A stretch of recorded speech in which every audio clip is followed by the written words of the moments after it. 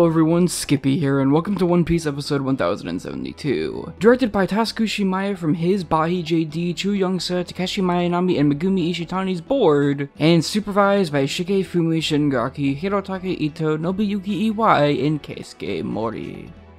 After last week's introduction to the form, we're already being given a real slobber knocker of a Sakuga episode. With so many names who are both usually on the series and not, like Ishitani and Bahi, being in charge of their own portions of action or just general storyboarding, with Chu and Mayanami even having their storyboard debut here, with director Tasuku Shimaya tying it all up with a bow. And while he may not be one of the stronger directors on the show, he certainly knows how to best execute other people's boards and ideas into a full-fledged offering, so there doesn't seem to be anything to really worry about here. With the promise of so much animation gracing the new form that we could possibly think of, let's see if this on-paper stellar episode manages to reach those heights.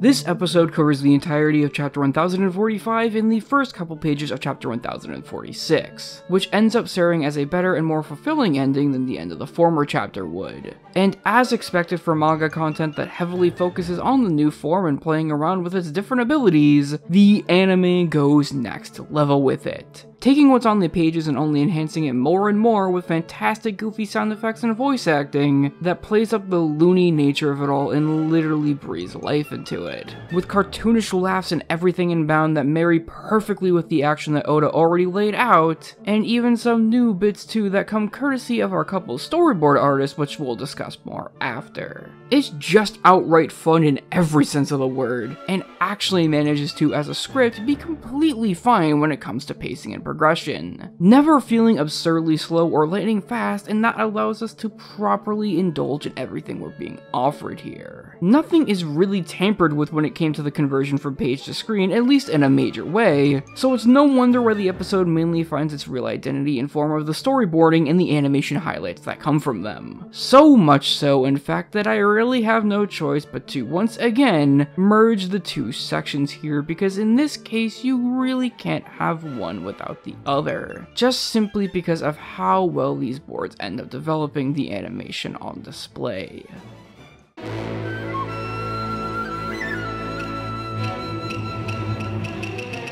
With so many storyboard artists on one episode, one would think it would feel pretty unfocused and incohesive for such a big one. And while it's definitely not some big creative statement like 1015 or something because of that, the episode still ends up being a fucking great showcase of just purely awesome visuals from top to bottom thanks to those in charge of the boarding. Because while Shimaya himself will personally board some chunks here and there that are more dialogue-centric in order to bridge the gap and not much else is going on, and he actually does pretty well with it in ways that I wasn't expecting, it's really the work of everyone else that shoots this episode to the stratosphere. Whether it be Bahi JD's board that hinges itself on soft and more atmospheric normal scenes, and ramps up with super crazy background animation and really just crazy layouts for every single Gear 5 scene in general, especially of work that he animates on his own, or the more dramatic yet emotionally charged storyboard from Megumi Ishitani as we cut back down below to the live floor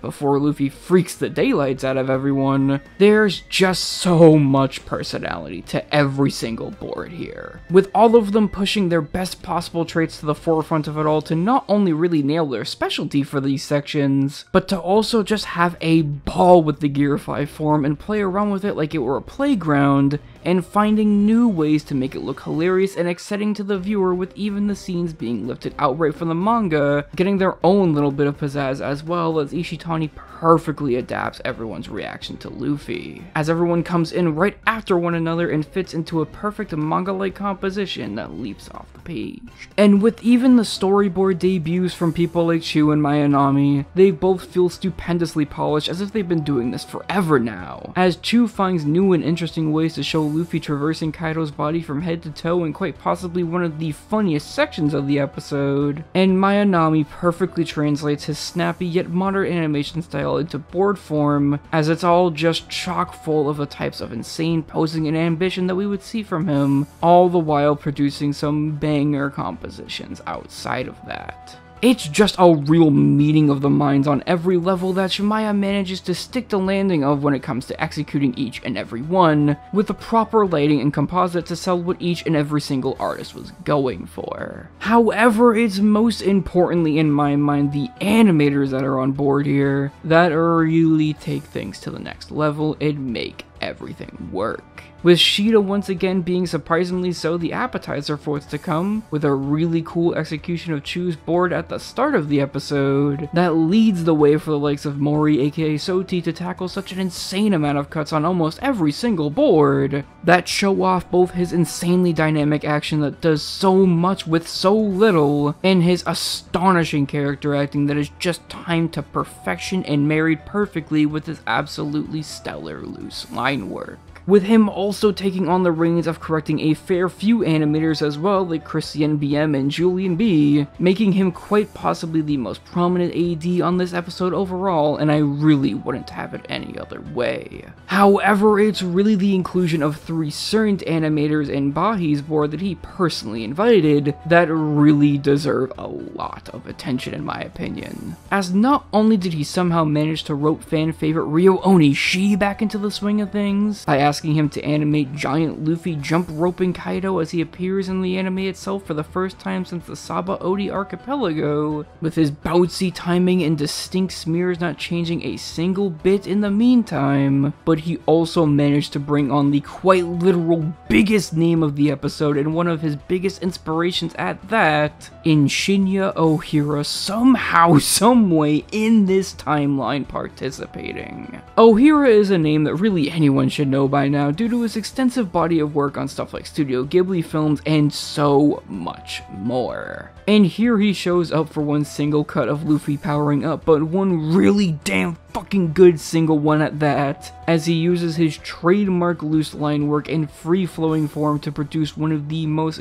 godlike Luffy drawings on this planet that leads right into the cuts of Akihiro Ota, who some have dubbed Mini Ohira, as the transformation is complete with more loose animation and flying colors as the two styles manage to flow into one another, doing so with such efficiency that you almost believe it was all done by one animator. It's all just packed to the brim with talents that are simply fit for executing boards of this magnitude, and talents that are either legends in the industry or just One Piece and Wano veterans and fan favorites at this point. And when it ends things mostly with a 6 series of cuts from Chu Young-sa executing part of Takeshi Mayanami's board, as Luffy slams his fist right into Kaido's head in such a kinetic and visceral way as we almost get a highlight reel, 1072 marks itself as an animation spectacle the likes of which I didn't expect in my wildest dreams. Sure, there may be a slight lack of cohesion and direction due to it essentially being an animation spectacle of a bunch of differing styles above all else, but man, I don't care one single bit honestly, because I had just the biggest smile on my face throughout it all and nearly damn jumped out of my seat when Over the Top played as it inserts on. And that to me is the mark of a really great episode that will surely leave its mark on the series for years to come, for both the feelings it manages to exude and the talented showcase that it will always end up being. Now, next week will certainly be on the weaker side of things when it comes to Gear 5 episodes, as Katsumi Tokoro, who's known for being fairly okay, is in the director's chair here after the last 2 weeks, which really explains itself. But I'm very interested to see the full extent of Dragon Quest Dai supervisor Mamoru Yokota's first romp on this series as a solo AD, and hey, maybe we'll see some surprises on the key animation side of things too that we weren't expecting. But no matter what happens, we've been blessed these past 2 weeks, no doubt about it. And I couldn't have asked for a better debut for this form, warts and all. Anyways guys, that's it for now. I'm Skippy, and I just need Soti to animate everything ever.